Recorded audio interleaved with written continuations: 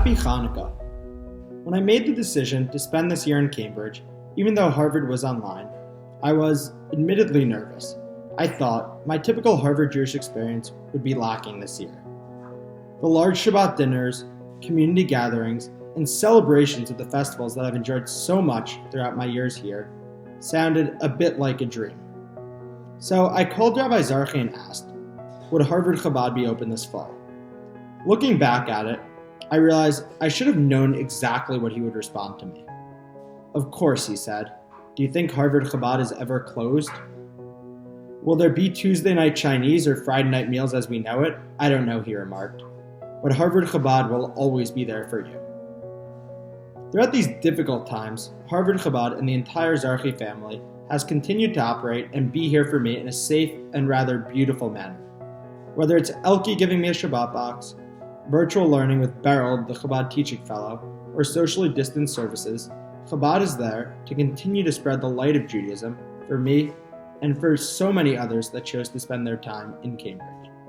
To me, this really is the essence of Chanukah. Even through the darkest of times, light will ultimately find a way to shine through. Chabad has been a light for me and so many others throughout these past few difficult months and our many semesters on campus. Thank you, Rabbi ZARCHI and Elke, and your entire family for always being there. Happy Chanukah.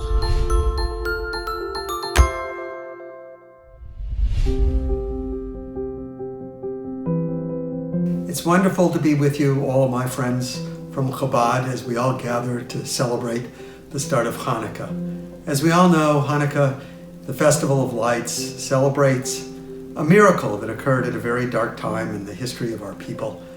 Right now, as we all gather together today, we are once again candidly in a dark time as the pandemic causes illness and worse throughout the nation, indeed throughout the world. But once again, we are given hope by yet another miracle, this time the miracle of science. And so, as we light the Hanukkah candles, let us celebrate the promise of a vaccine, let's celebrate the promise of better times ahead, and let's celebrate the opportunity to, I hope soon, once again come together as a community where we can all see each other and be together. So, to everyone, happy Hanukkah. May your latkes be crispy, and may you enjoy good times with family and friends. Thanks a lot.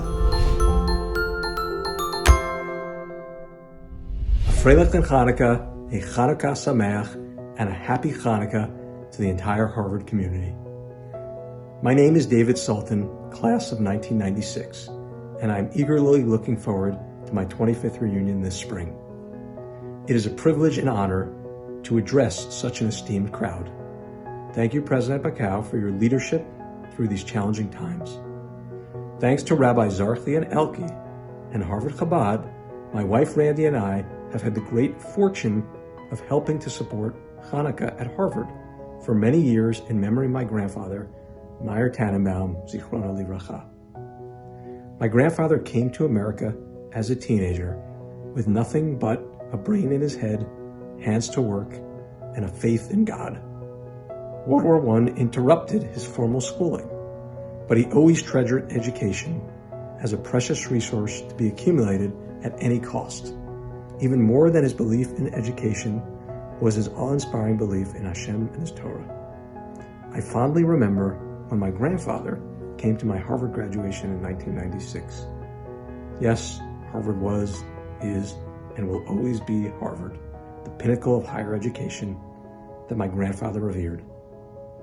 But when he came, he wanted to see where we ate, where we davened, where we learned Torah. He was blown away that you could receive the best education in the world and still live an observant life.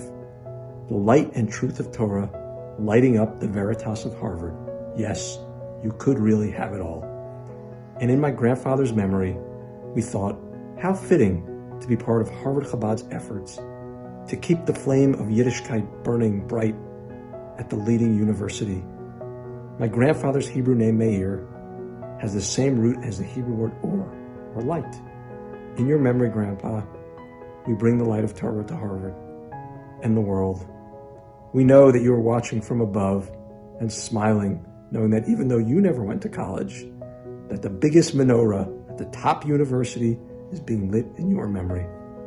Thank you, Rabbi ZARCHI and Elke, for all of your efforts, and a freiliche Chanukah to all. Let us now take a walk down memory lane with the Harvard Chabad menorah.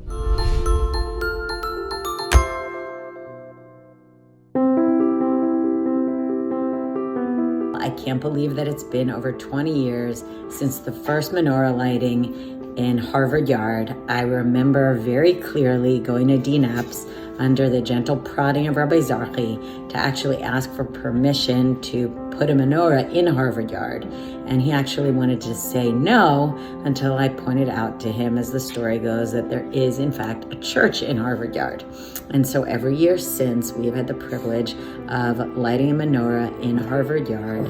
And I think it is a testament to the Jewish community at Harvard and to Chabad at Harvard and to the endurance of Chabad at Harvard.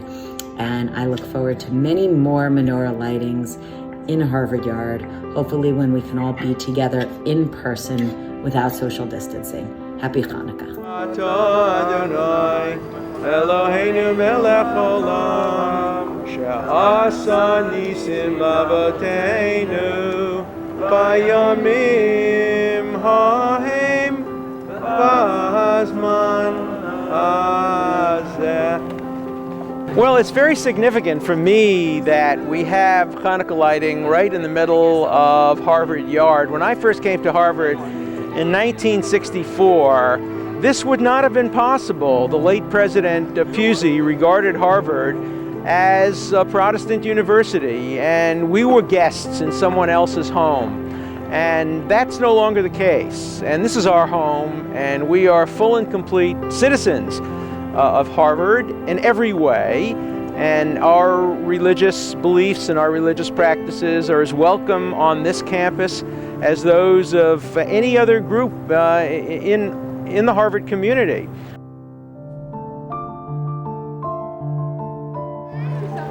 We'd like to thank everybody for coming to our nightly candle lighting ceremony. We'll be doing it every night up to and including Thursday night, and tonight we have the great honor of having President Summers participate and light the candles. Baruch atah Adonai Eloheinu melech haolam she'oso nisim lavosenu bayomim hohaim bizman hazeh. Amen. Let me thank you very, very much for including me in this ceremony, which really has a great deal of meaning for me here at Harvard University. It has not always been the case that this was a university where our religion was practiced, where our people of our faith were treated fairly and treated on the same basis as everyone else. I am told the first practicing Jewish president of this university, and at one level I take some pride in that, but at another level I take a deeper satisfaction in the fact that that is something that once would have been remarked on and regarded as being an extraordinarily salient feature of my taking this position, and it isn't today. And that is, I think, a reflection of how far our society has moved. When I got to Harvard as a freshman this semester, I really didn't have that high expectations for the semester just because of COVID, but I was very pleasantly surprised to learn that Chabad was really there for the students. And I just want to thank them for all the gracious things they did for the students this semester. From the care packages they'd give us on Shabbat to the virtual learning opportunities, they really went above and beyond to make sure that all the students could connect with their Judaism in whatever way possible. And for that, I really just want to thank Rabbi ZARCHI and Beryl and everyone who makes Chabad the best community it can be. Thank you so much. Hanukkah is an important part of what we do here, thanks to Chabad for bringing this to Harvard. We all know the popular story of Hanukkah, the story of the Jewish people fighting against external enemies, but the story of Hanukkah, as many of you know, didn't make it into the Bible. The book of Maccabees is not part of the canon, as is the book of Esther. And one of the reasons, apparently, why it didn't make it into the canon was because Hanukkah is also a story about Jewish division within Jews. Jews who were more pluralistic, less pluralistic, more liberal, and more conservative. And one reason why I'm so thrilled that my friend Ruth is here tonight is we do represent different points of view on Jewish power, on Israel, on liberalism, on conservatism. And I can't speak for Ruth, but I can say I think she's fantastic and I love what she does. And I'm thrilled that there is a conservative voice on this campus for Israel and for Jewish values. I'm also happy there's a liberal voice and many voices in between on this campus, because I think that the survival of the Jewish people and the pro-Israel people require that we work together on issues which we share a common perspective without any of us giving up our principles on other issues on which we may have some differences of views. So for me, it's a great thrill to be able to light the Nair together with Ruth Wisse and show our agreement on this and many other issues. Thanks very much. Well, as far as together is concerned, the wonderful thing about Hanukkah is that one doesn't have to divide between the national and the spiritual. I have conversations with Rabbi ZARCHI very often about this. My emphasis always being on the national more than on the spiritual. I have no great talent for faith, alas. And his, of course, is the great talent for faith. On Hanukkah, thankfully, we come together and there is no divide. The wonderful thing about Hanukkah, the rather awesome thing about Hanukkah is that the struggle that the Maccabees initiated so long ago is still with us. Still that same minority struggling for those very same values.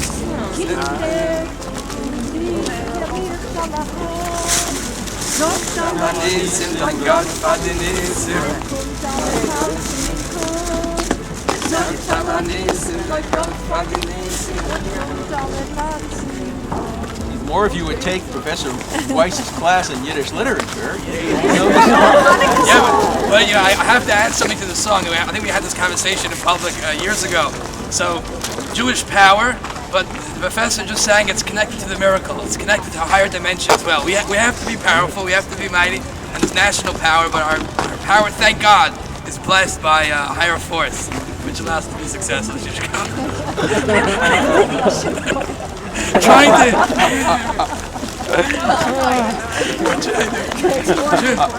It's the spiritual and the physical come together. You spoke about it. Absolutely. All right. Thank you. Happy Hanukkah. Hey, Rabbi HIRSCHY and Elkie. Happy Hanukkah. Thank you guys so much for everything you do. Can't wait to be back on campus to light candles just like we're used to every year. Sending my best wishes from Israel. Chag Sameach. The word Chanukah actually comes from the same root as chinuch, which means education. Welcome, Professor Summers.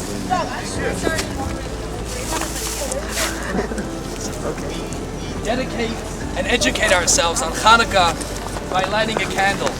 A message there as well is that maybe the whole purpose of one's education is manifest itself in the most truest form, most powerful form when it illuminates.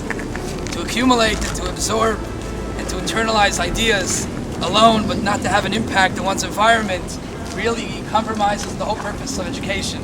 Chanukah has an element as well to educate us, to remind us that the ideas and the values that we internalize in our education should ultimately be lit as a candle and illuminate the dark around us.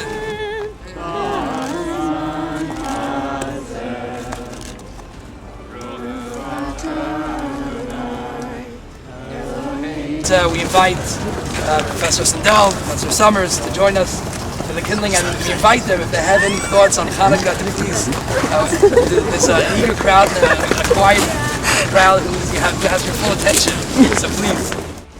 As we light this candle, it is a moment to think of the very, very many things that we can feel fortunate about, and a moment also to think about the very, very many respects in which others in whose place we could obviously be are much, much less fortunate. The rabbis tell us that the Hanukkah menorah is to be displayed in the windows so that everyone can see it after it's lit. Here we don't need a window, here we're out of doors. But in times of persecution, when there would be too much danger, putting a menorah in a window, that it should be still kept inside, away from the window, but in a way that is visible at least to the family, because it was meant to be a source of pride and defiance in the face of a world of persecution. And as the rabbi was saying before, also as an instrument of education, so that the children in the family, even if it couldn't be displayed more broadly, would know about its meaning and about what it represents, so that in times of freedom it could be displayed as it is here today. I graduated from MIT. They would not be having this problem at MIT.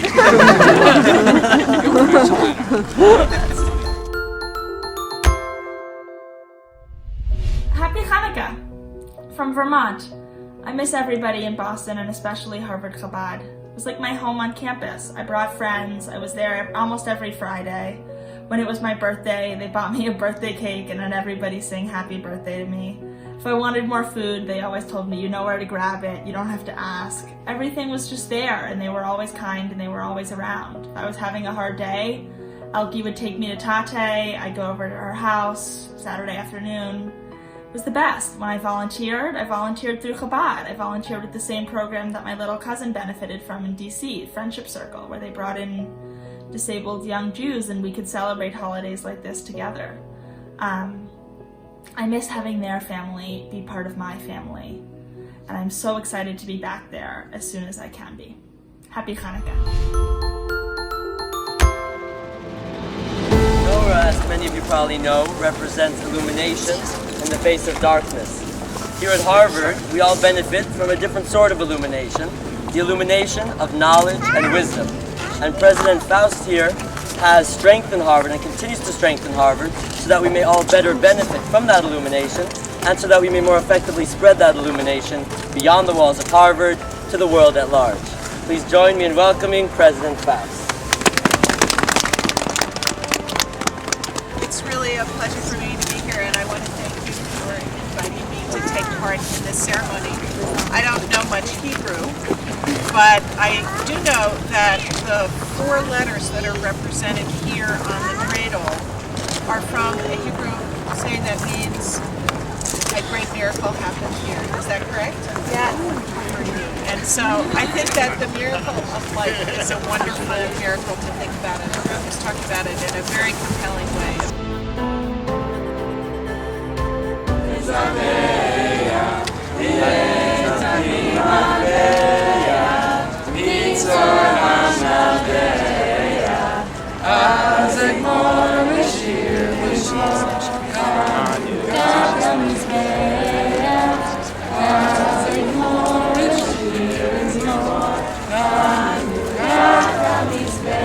First of all, we're very thankful and honored that the President saw fit to come join us and celebrate the beautiful tradition and the message of light of Hanukkah. But I wanted to comment, it's very appropriate that the President lit what we call the Shamash candle, the towering center candle, which is actually not one of the 8 candles of Hanukkah. If you pay attention to the menorah, we have the eight candles, 4 on each side, and that is what's called the Shamash, literally the servant candle. The great spiritual giant of our time is Rabbi Menachem Mendel Schneerson, the Lubavitcher Rebbe, taught that if we observe the Shamash, we see that an interesting phenomena. It's not part of the mitzvah, it's not part of the kindling of the lights, it's not part of the 8 days, but it towers above the other candles. And that is the lesson of leadership. Leadership sometimes requires a certain sacrifice. You can't be one of the 8 candles. Your function is to illuminate the other candles and to stand there and watch and observe and see if there's a problem to come assist the other 8 candles when they need your help. Take a position of leadership in an academic institution and someone who's been rooted in their life in scholarship and teaching is somewhat of a sacrifice. You compromise the time you spend on research and teaching to lead and ignite the candles of the students and the lives at Harvard, which will in turn will illuminate the world. So we want to thank you for functioning literally as the helping us light the servant candle, but in leading us and illuminating and kindling the lights of our candles all year round in your function as leader and president of our great university. So happy Hanukkah, thank you so much.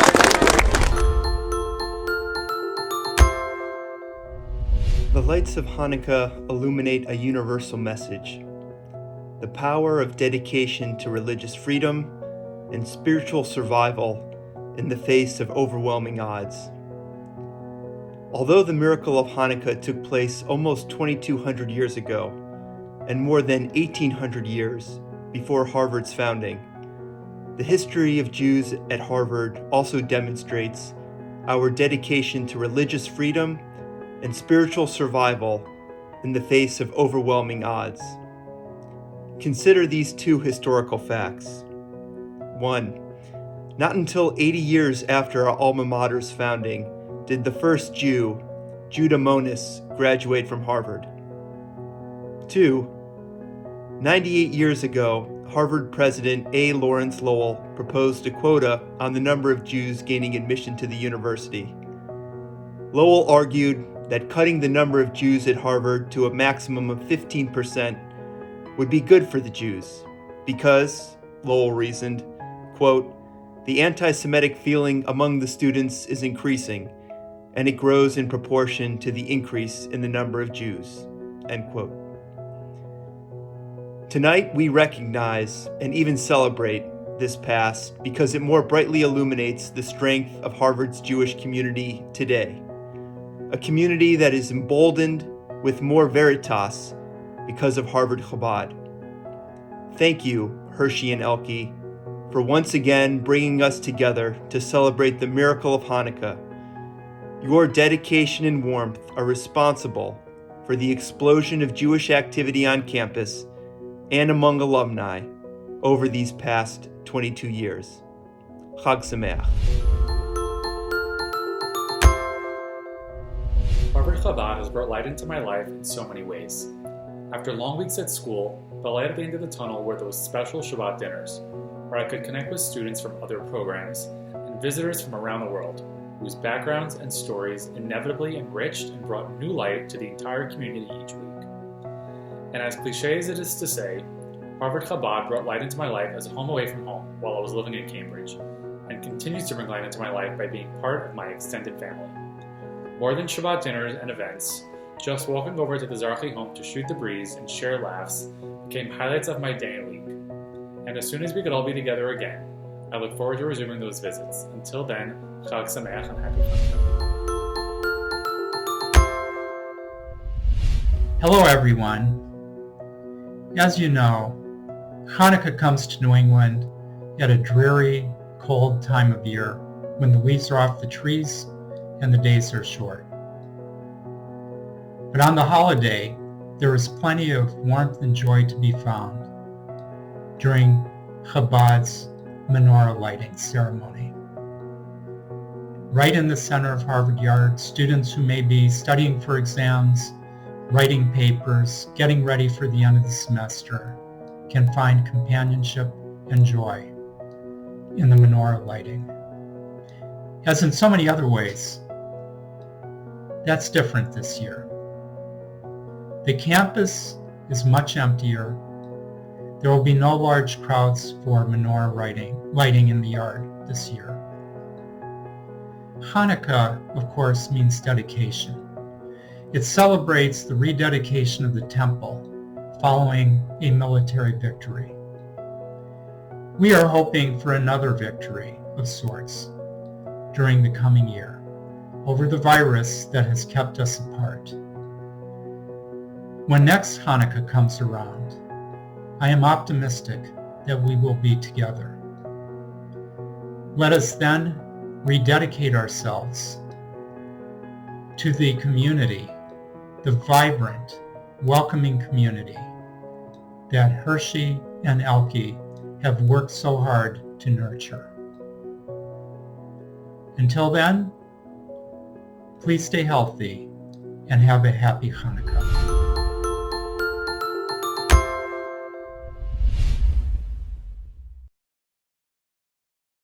Okay. Happy Hanukkah, everyone. Thank you for joining us. Usually we're here with the large Harvard Chabad family. Tonight it's only the ZARCHIs in compliance with COVID regulations and for the health and safety of everyone. But we miss you very much and we can't wait to celebrate again next year in person. Thank you to President Bacow and Provost Garber for their beautiful Hanukkah greetings. Next year, right here in the yard, healthy and safe. And a huge debt of gratitude to David and Randy Sultan for sponsoring tonight's menorah and the menorah every year. We know how proud your Zaidi must be of your beautiful family, and in his merit, thousands of students have been empowered by the light of the Hanukkah candles. So happy Hanukkah from the ZARCHIs, from Mendel and Nana and Zalman, who's watching in Chicago, and Batsheva and Didi and Avi. And I will let HIRSCHY speak for himself and light the Hanukkah menorah, or speak on behalf of all of us and light the menorah.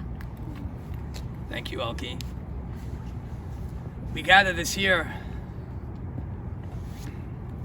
under the cloud of a question that's been asked of us. Why do the event this year? Under normal circumstances, when there are hundreds of students participating and thousands of others who witness the menorah throughout the holiday, when they walk through the yard,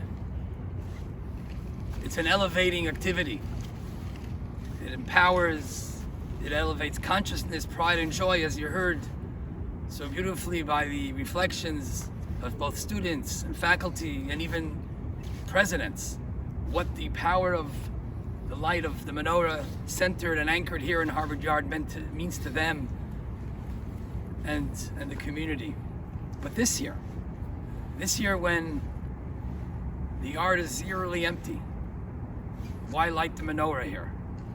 And similarly, we've been hearing this question from other students. If you can't be with family and friends, if you're apart, what value is there in lighting the menorah? And others have lamented that they too, and like the story of old, lack the oil. They don't find within them the inspiration to light the candle. So how are we to approach Hanukkah in the global pandemic of COVID-19? Hundreds of years after the miracle of Hanukkah, the Talmud in tractate Chabad asks the question, Ma'i Hanukkah? What is Hanukkah? It's somewhat of a strange question because you can ask any child and they'll tell you what Hanukkah is. But Rashi comes to our aid and rescue, as he often does, and he explains in his commentary the Talmud's question is, over what miracle was the holiday of Hanukkah established? Was it the oil, the military victory? And the Talmud seems to suggest that it's over the oil. 1,000 years later, Rabbi Joseph Cairo, known as the Mechaber, simply as the author, having authored the classic text and code of Jewish law, the Shulchan Aruch, he asks further. And he asks what has arguably become perhaps one of the most popular questions in Jewish life.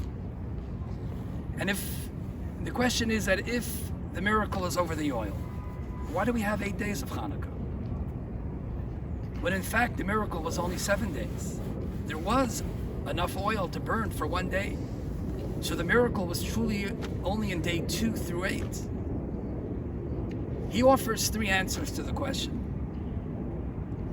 Today we have books that offer 100 answers to the question. There's yet another book that has 500 responses. I'm told recently a book was published with 1,000 answers to the question.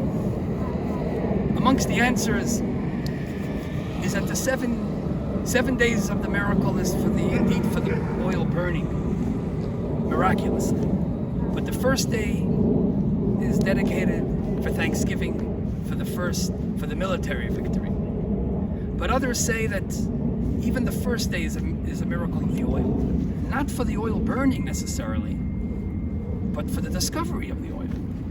That one little cruise of pure olive oil that was discovered miraculously after the Greeks attempted to defile all of the oil. As we all know, unlike Purim, the Chanukah story, the physical existence of the Jew was not threatened. The Greeks were not out to annihilate the Jewish people. In fact, arguably even Jewish ideas and philosophy was something that was respected. It was specifically the transcendent aspects of Judaism, notions of faith, of purity, pure olive oil. That's something that they wanted to eradicate. And that's exactly what they did in the temple. But miraculously, we found that one cruse of oil. But the response that I find not only moving, but maybe most applicable to this year's Chanukah, is that the miracle that we celebrate on the first day of Chanukah is not on the oil burning and not even on the discovery of the oil. But it's that the Jews went searching for oil. They went to look, in spite of all that they have been through, in spite of the desecration of the temple and of the menorah and all that Jerusalem and the temple stood for, they went searching and somehow found the courage and the energy to look for oil and to rekindle and rededicate the temple and its menorah. This year Chanukah, it's that response that I think speaks to us most powerfully. At a time when we can say there's no oil, many lack the inspiration, the hope, the sense of unity, of being together is not present. And yet in those circumstances, somehow we find within ourselves the drive and the faith and the hope to light the candles, to introduce light to the darkness. And like the story of Chanukah of old, once you light the candles, the miracles start to flow. So tonight we're going to light the candle in the emptiness and darkness that pervades not only Harvard Yard, but the world. When we live in a time when the world is hungry for healing and for unity and to be together, let us make the blessings, let us light the candles and bring the warmth, the illumination, and the inspiration and the miracles that the lights bring to our life and ultimately to the world. So as Elke said, next year we should be all here together in the yard, or even better yet, L'Shana Haba V'Yerushalayim. We'll light the menorah next year together in our holy temple.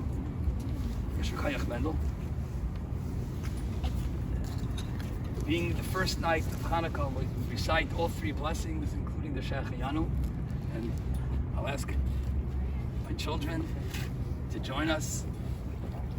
And Zalman is joining us from Chicago, as Elke said, together. Baruch atah Adonai Eloheinu melech haolam asher kedeshanu b'mitzvosav v'tzivanu lehadlik ner Chanukah.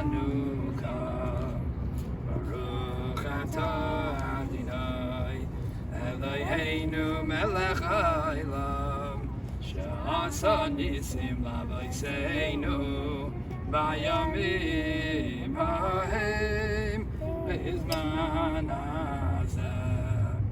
Baruch atah Adonai Eloheinu melech haolam she'echeyanu v'kimanu v'higiyanu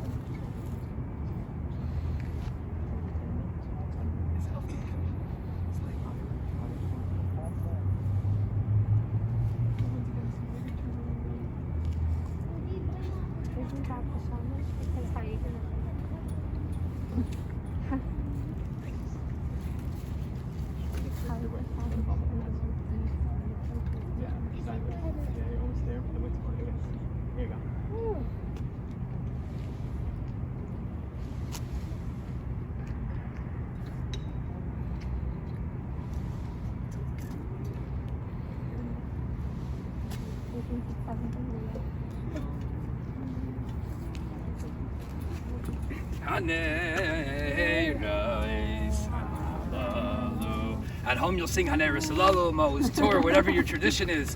But also the tradition is that tonight we light one candle, and tomorrow, this light is not sufficient. Tomorrow we need to increase in light, so we light a second candle and a third candle, and we'll listen throughout the 8 days of Hanukkah to the message of the lights, and with God's help and on the efforts that we all make to light the candles, we'll have healing and the miracle of the vaccine, which is another Hanukkah miracle, and we'll be able to be all together very, very soon.